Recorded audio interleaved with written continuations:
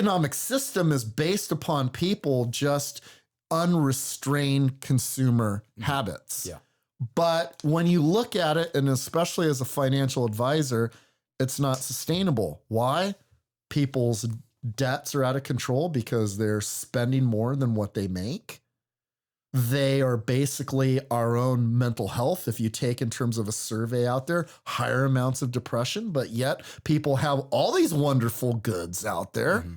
So something is fundamentally sick. And then obviously, as we see in the latest examples of just this rise in extremism and people, how they act out in terms of in these mass shootings. So you see that something fundamentally is rotten at the core. So people have to adapt and change their relationship with money is what's truly important to them. That's going to help them in terms of in that pathway versus I'm just trying to essentially going to indulge myself for the moment, this immediate gratification. It effectively leaves ourselves empty. And thirdly, we're more and more encumbering ourselves in debt that we can't get out of. Good afternoon and welcome to Ascending Thoughts, the show where we discuss the issues of the day and the strategies of how to overcome and ascend to greater personal and business success.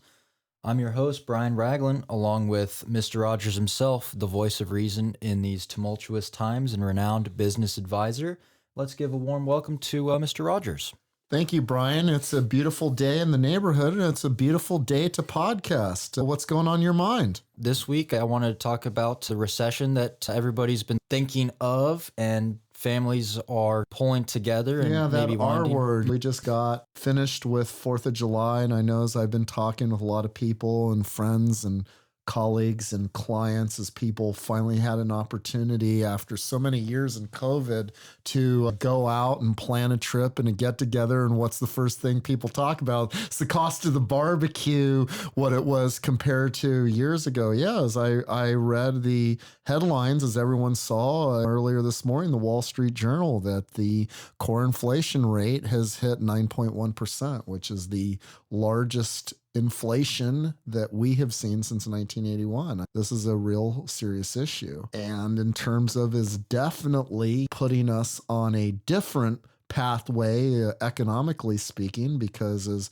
much of what we saw a year ago and earlier this year, where you would be hearing about this labor shortage and this demand going out there, it's definitely, without a doubt, going to put the brakes on a lot of activity that you're going to see there. Personally, I think analytically, when we're looking at it, and from what I've seen from a lot of businesses going on, we're already relatively in a recession. So the fact that when we're looking at these kind of indicators at 9.1%, many people, are we going to be into a recession? I think we're already starting to see is that as a result, people are pulling back because you can't, in terms of incomes, just aren't keeping up fast enough. And the biggest aspect when you get down into what is inflation, people are seeing it at the price of gas when they fill up their tank, and also too the cost of housing as people they're trying to lease an apartment or their lease renews and what they're seeing. And definitely anyone who's out trying to buy a home right now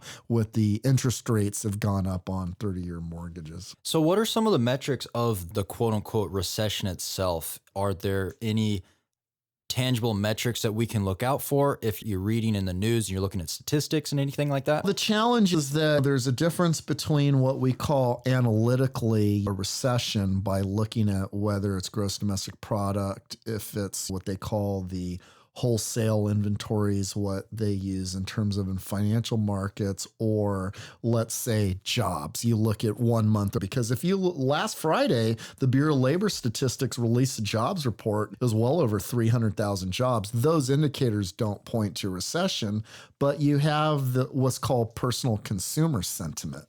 And much of economics is all based upon how people feel. So if you don't feel optimistic, you don't feel comfortable, I think as you were mentioning yourself before we got on this broadcast about spending the past week on the East Coast, if you're not feeling good, you're not in the mood to go and shop. You're not in the mood to go and spend and maybe go get an ice cream cone or go out to dinner. So sentiment does definitely trickle down in there. So that tends to be a canary in the coal mine of something to come. Certain other things that we tend to see, what we call a lagging indicator, would definitely be in terms of jobs, because we're not in terms of in any jobs recession, so to speak. But what I think you definitely see is what's going on would be profitability. And when you follow, like I do, track publicly traded companies, and we've seen in terms of stock market, earnings have been suffering. And we've been seeing it for the last couple quarters. And you'll see next to that more specifically is what our actual gross domestic product is doing. And it's definitely slowing down. Yeah, about that. With the Dow coming down a few hundred points, that really shows that all those publicly traded companies, yeah, they are slowing down a bit for their earnings and their productivity. But also another article that I was looking at was about Facebook and how they're cutting back on some of their jobs, and their big model was advertising online. And can you go into more depth about that? I think is when you're specifically talking about is what you're seeing as a canary in the coal mine, is that the next leg to this stool of when we talk about the R word of recession, where most people see it, is in respect to hiring or our ability to move and change jobs for higher income and better opportunities, because that's what most people tend to do in young professionals like yourself. And I think that what we were seeing the last couple years is people essentially job hopping, getting tremendous increases, that those days are coming to an end. And that's what we're starting to see, is because Facebook is starting to slow up hiring. Numerous of these major tech companies are starting to retract job offers, and they're also slowing down in terms of in that. And so that's what you're seeing, is that this robust hockey stick revenue that they were seeing largely during the times of COVID. People are at home, nothing else to do. Shoot, I can shop online. Clear benefactor in terms of that is coming back down into reality. And so that sugar high is adjusting throughout, because as I've seen with many clients who were selling online and e-commerce, they saw this hockey stick like growth, and then they're like, oh shoot, we're not selling as much. Again, what we have to go and look at is the distinction between what was temporary, that sugar high, and I think a lot of these companies, and where we get swung back and forth in this, and that's what it was, versus what's structural. And we'll talk a little bit later about what are structural impediments out there, but this is what you're seeing as painting into this R word. We injected $6 trillion in the economy. People were stuck at home. What did they do? Then you couldn't go out. So certain people did really well. Certain people did not. These tech-based companies, e-commerce, and all those alike did tremendously. Obviously, the sugar has to wear off, and that's what you're starting to see. Yeah, and when that sugar does wear off, do you think that plateau that that they've created now, do you think that will pull back some more, or do you think that's going to set the new precedent of consumerism? The pullback that you and I see is always going to be in respect to hiring, whether they're growing in terms of when they're adding positions. When you're hearing about Airbnb, if they open up a new office and they're hiring 1,000 people, versus they're freezing, staying status quo, or scaling back. And that's what we're going to start seeing. And secondly, in terms of what they may do in terms of in office leases, because those are the two primary footprints we as consumers start to see as they open up offices or they start hiring or freezing. And that, I think we're basically at that tipping point where it's turning the other direction. And that's just for the e-commerce. That's just one part of the economy. Which is a huge part of the economy. It is, yes. Yes. And that's the thing, is economies and economics are not evenly spread. Is that we do have various concentrations where when you look at in 30 years, where jobs are created and where employment is versus those who actually have most of the employment. And then for another interesting topic about the quote unquote recession is what's happening in the travel industry with the airlines, everything like that. Flights are getting canceled. Is that because of all of the government money that came into the airlines or anything? I think we have something a little bit distinct versus that's not tracking in correlation what in terms of e-commerce sales, what's going to happen, whether sales are robust with a new iPhone release in that space versus in the travel and leisure. Because in the travel and leisure, I think there's still the desire, we've been cooked up for the last couple years, and there's still a desire to get out there. So people, when you're going in that, what we call hierarchy of I'm going to be cautious where I spend my money, but experiences and travel is still a higher priority versus new AirPods, a new iPhone, the PS5. That's the distinction in terms of in economics. Then when we're looking at in these flight cancellations, I really believe it boils down to in terms of labor shortage, because again, you just can't hire anyone to be a pilot. There's a certain in terms of pool of people who have the qualifications and getting them in to staffing in those flights. I think it's a people problem more so than a demand issue. And then it trickles down through the entire ecosystem, because if you don't have flights, you can't fill hotel rooms, you can't book car rentals, and so on and so forth. So I think it's that ecosystem has to be looked at distinctly as more so in terms of what is in terms of the pool needed. And I think there's that's a structural issue more so than a temporary. I think that'll just take time. It'll take time to train all those people to go into those positions, things like that of that nature. Moving forward, what in the future can we expect in the next few months if we do see this recession, if we do see the cost of goods and the cost of living? The benefit that we have to look at, so we don't always look at the recession as sour grapes, that's going to be our best antidote that we have to calming things down. Because if you've seen in terms of if your typical gauge is most consumers, the price of gas on a weekly basis, it's been slowly tracking down. So that by itself, when we get into a recession, should be in terms of in the anecdote. Unfortunately, the challenges with recessions, there's a tremendous amount of pain because the most visible examples are layoffs. And then when you have massive amounts of layoffs that fester out in there, you have people who effectively are displaced and can't pay their bills. But in terms of overall and getting inflation down, the recession will be, it's like, for example, when you have the flu, you have a fever. It's a symptom, but you have to go through that symptom to get through the virus. Now, this virus that we're going through, which is economically speaking, is inflation that's out of control. The structural component is a separate issue, but we're talking in terms of all this buildup from this pent-up demand from during the COVID and the stimulus programs to basically the supply chains that we've relied upon, which largely come from overseas, and they've had different sporadic type of experiences with the lockdowns and trying to get out goods, has to work itself out. You have to tamp down demand to get things back into flux, whether it's baby formula, toilet paper, electronics, microchips, so on and so forth. So the recession is a necessary antidote to get things back down into stability. I think that'll really just change people's mindsets just a little bit more to focusing on what are their needs versus their wants. Do they need to buy those items that are above and beyond versus do they? And that's what we try to essentially educate people on this show, Brian, is that we are trying to basically be long-term focused more so than short-term. We want to distinguish in terms of in our own personal money habits,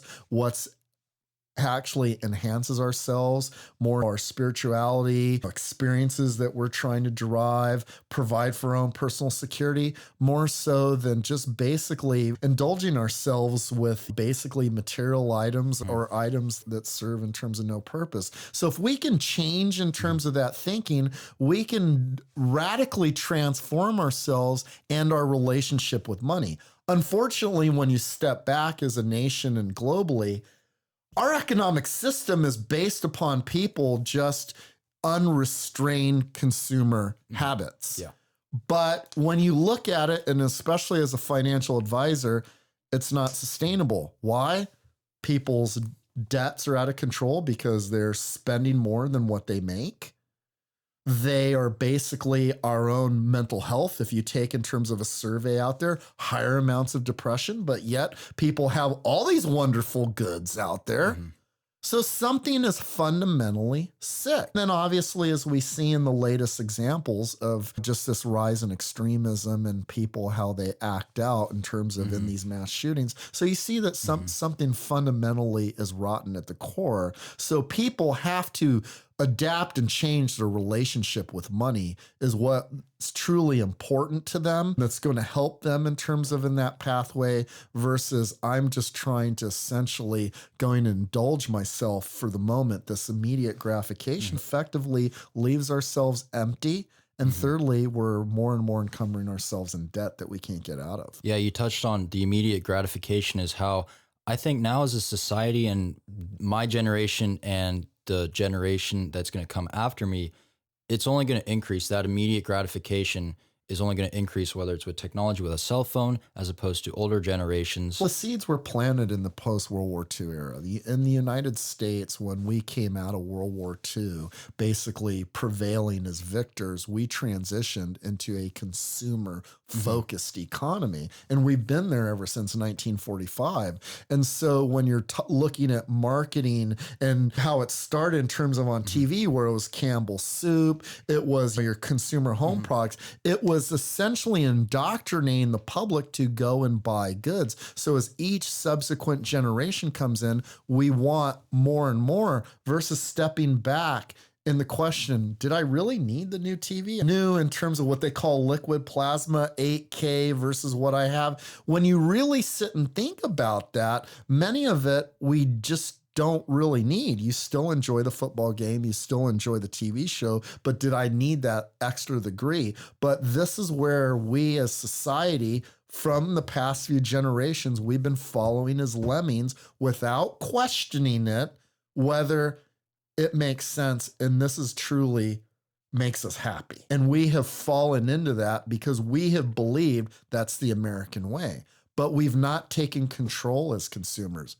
And what is I've always said, and I always said, your most important power is the power to vote. And how do you vote? Every day, how you spend money. You vote on what's important to you because you work hard for your money, and how you spend it is a vote of what you believe. And is it truly in terms of it's going to make you happy and provide you in terms of the long-term need, but you have the power to change that. Yeah, I think those words right there are something we can for sure take away is the power of your vote, and you cast your vote is the dollar of what you can open up your wallet to and spend it. It's just basically and how it you is. Vote that every day. You make that decision many times a day. Whether you decide to have that subscription on a Spotify, whether you want to have one streaming service versus 5, as well as when you're getting drinks, you're going out to restaurants every single day. We're voting and we're making that decision is what is the taking in that in terms of predominant importance where your budget's going. It's your vote. And along those lines, I just see myself just driving down the Coast Highway in San Diego. You've seen all these signs for food, drinks, coffee,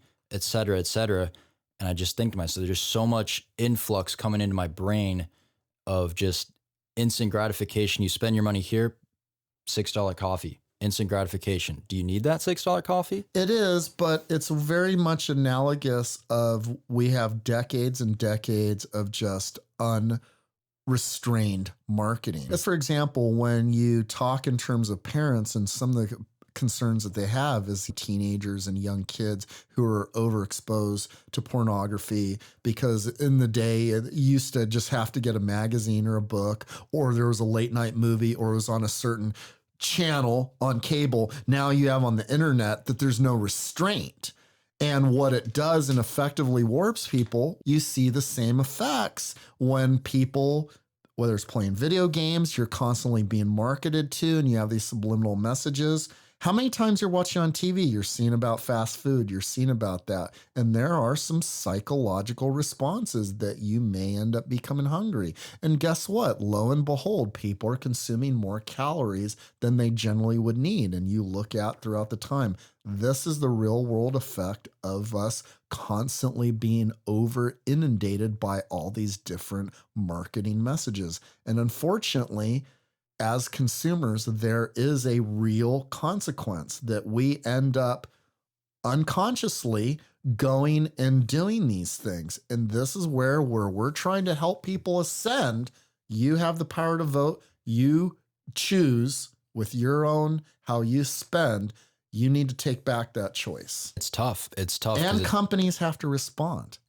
Companies have to respond versus us leaving all the power to those companies. Yeah, it's tough with making those choices. It is. It really is. It's now ingrained and it's so normalized day-to-day life with people And it gets for harder spending. as you get older because the pressures of your social pressures when you're single and young versus when you're married and have kids, you have your entire family unit pressuring you of trying to To hold get on that life. to maintain a certain lifestyle. And that lifestyle it is obviously these materialistic or consumer goods and habits. But again, this is why so few people in America feel comfortable.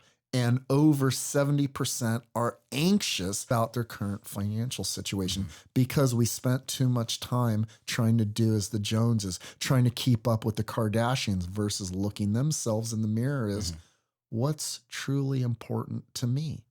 And in wealth, we want to be wealthy in life. We don't have to be rich. And to be wealthy in life is to feel I'm comfortable. And there are certain things. Maybe there's a lifetime trip. You want to go to India, you want to go to Europe. You want to go and study a foreign language. You want to go and spend time with family. Because you're mentioning to me wonderful times of going out hiking out in Montana and things like that. Wealth. You don't have to be rich. And that's what people have to transform. If they can break away of being from basically shackled to those consumeristic beliefs, then they can essentially be on the pathway to financial independence. And break those social norms about that. So Correct. And the way to true success in this world is you have to be a contrarian. And it's hard. You're going against all the social pressures, all the ridicule of basically being a black sheep where everyone's telling you, Brian, how can it be? You're getting married. You need a 5,000 square foot home. You need your kids going to the best school district. Everything we're trying to follow and do as the Joneses, what's happening economically speaking is more and more getting out of rich because out of our own reach, because that's feeding into the structural inflation. What is the structural inflation? Out of control cost of education. You're seeing young kids coming out with more than $100,000, $200,000 in student loans. You get sick. You're worried about a bill because it's thousands of dollars of medical costs not covered by insurance. And most importantly, the cost of living, whether you own a home or not and trying to rent and how much of your paycheck is going to rent. Those structural elements, because more and more we've been trying to keep up with the Joneses and we've been feeding into this structural issue. the structural norm, I think that's the takeaway here for this little tangent that we're talking about and discussing. Yeah, that's interesting stuff. And you mentioned that you need to be the black sheep to get yourself away from that structural norm. And it is hard. It's hard to look at yourself in the mirror and say, hey, what's wrong? What am I doing wrong? How can I do these things to get to where I want to be in life, whether it's with finances, relationships, or just to be happy yourself. Exactly. And look at yourself in The the eye. contrarian mindset is one of the guiding philosophies I've always used in my entire business career and as well as personally in life and as I advise clients. But it's the hardest one to follow because you're alone. You don't have any support. You're going to have many different people along the way who may second guess you, who may criticize you, people who are often in your closest corner. The trouble is that the people who are the real geniuses are the ones who can look ahead and see that there's a problem, but it's hard to call it out. Remember, as we always talk about, and we were talking about earlier, why didn't anyone talk about this January 6th? Why didn't anybody talk about the crimes? Because it's hard to speak truth to power. It's easier to keep your mouth shut and go with the flow. That's life. And life is people don't like doing what's hard. And when you develop the contrarian mindset, you're going against all that and you're going to face the wrath of people mocking you, criticizing you, and ridiculing you. But it works. Because deep down, people don't like to disagree with other people. They don't. But the world around us changes. And when you develop that contrarian mindset, you also develop a strategic mindset of seeing what's ahead on the horizon, to position yourself for those opportunities, to take advantage at the bottom and yield the fruits of that, of the exponential growth. Yeah. Whereas most people are late to the parade. Oh, we all got to get into crypto. Everyone's going into crypto when it was at 80,000 for one Bitcoin. They weren't there when it was 500. The point is, the contrarian mindset allows you to position for the next big thing. But you have to have the strength, you have to have the moral certainty and the vision to disagree with people when you know something fundamentally is wrong, but they don't want to take action. They just want to conform and go with the flow. Because it's easy. And people don't want to do the dirty work, and they don't want to put in that effort. Once there is that possible disagreement, or you're just that spike in the Richter scale. But when we look on in terms of in our life story, and as we get older, did we develop savings? Do I have a comfortable living? Am I a few steps towards that path of financial independence? To be successful, you're going to have to develop a contrarian mindset, because many times, as people say, the game is rigged. We have this haves and have-nots, and you have a small group of people making out like bandits and everyone else. Part of the reason we have that structural problem is because we're all trying to do as the Joneses. And when you copy everyone else, it's the law of math. You can only have so many people who get most of the rewards. And as each new person comes into the same thing, there's fewer and fewer amount of profit or ability, upside growth for everyone else. But psychologically, as rational as that sounds, it's the most rational choice. Yeah. Because their neighbors are doing it, friends are doing it, their family's doing it, versus analytically telling you it's insanity. Yeah. It's easier to just fall into place with some of the people that are doing it as is, instead of trying to pave your own path on your own way. Exactly. It's a lot easier to go into crypto when it's 80,000 in Bitcoin, because everyone's into crypto, versus when it was at 500 and people are like, what the hell is that? Yeah.